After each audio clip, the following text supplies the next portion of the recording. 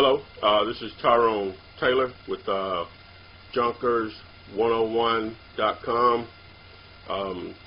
Also, going to start a new site. I'm going to gradually move into it.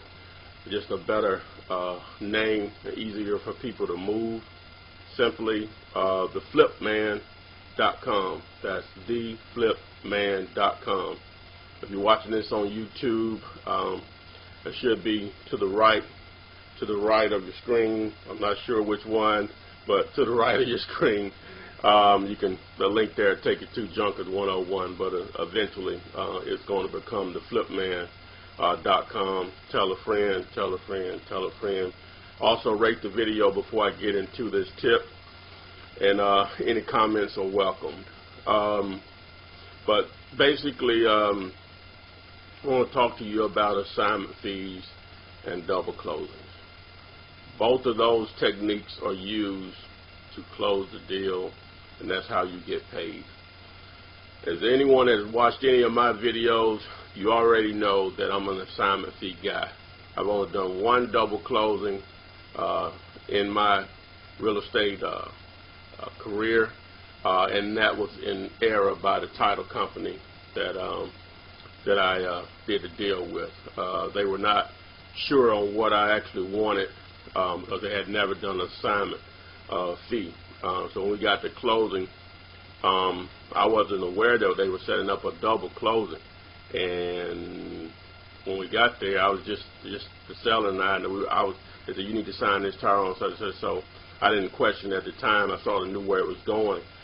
And so then the buyer came in, and I signed with him. So I said, well, wait a minute.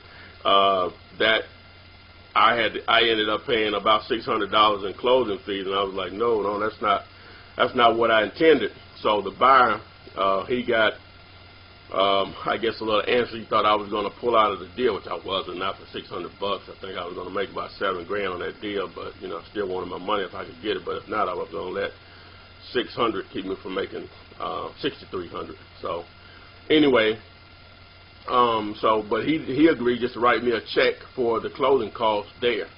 So what I did is I explained to them in the future on how to set up an assignment fee, and it was just because it's so simple. They were like, oh, okay, we didn't know that's what you wanted. Even though I sent over instructions on how to handle that. So basically, let me explain. An assignment fee is where you have a contract with the seller. There's two ways to do it. You have a contract with the seller at one price, and you can collect an assignment fee, just a flat fee that you charge your buyer to take your position in the deal. That's the assignment fee. Say if it was $5K, that's what the assignment fee would be noted on the actual HUD-1 statement. The way I do it, I just use two simple contracts. I use the same contract for the seller and the buyer. I just trade positions. With the seller, I'm obviously the buyer. With my buyer, I become the seller. So what I'll do is I'll send the contracts over to the title company, both of them, or the closing attorney, whoever's handling it for us, and I'll just include an instruction sheet on how the funds will be dispersed as far as closing costs and what the seller will receive and what I will receive via an assignment fee. Now, I don't hide anything, because it's all going to come out in the paperwork anyway. Now, some people, that's basically how you do an assignment fee, but with the double close, even though I don't do it, I understand how it works. A lot of people like to use that because they don't want the seller to know what they're getting out of the deal, and they don't want the buyer to know what they're getting out of the deal. That's their preference. I just prefer to just to be upfront with everyone.